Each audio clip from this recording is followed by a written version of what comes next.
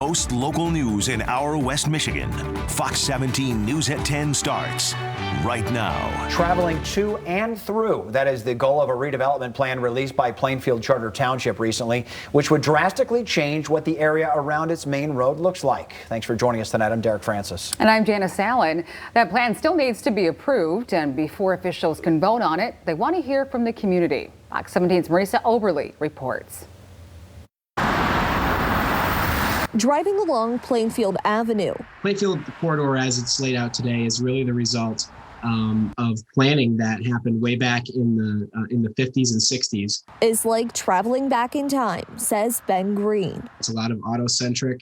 It's a lot of, traveling at relatively high speed. It's, a lot of huge parking lots and that sort of stuff. But decades later, he says people no longer want those features in their community. That's why Plainfield Charter Township created the Reimagine Plainfield initiative. GREENE, who is leading its development, and others began work in the fall of 2019, gathering ideas on how to better the area.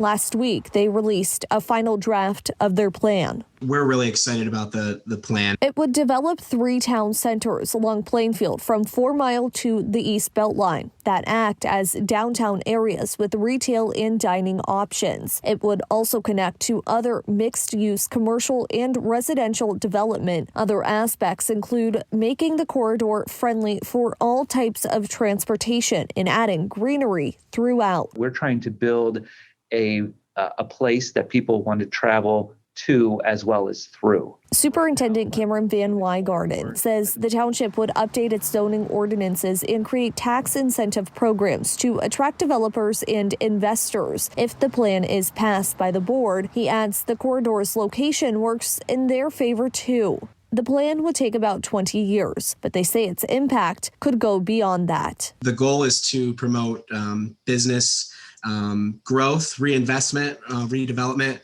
but also to retain businesses that we have, retain residents that we have, and continue to set Plainfield up for success.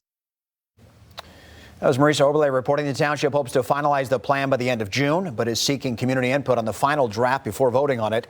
A series of virtual meetings is set to start Wednesday. To register, just go to fox17online.com.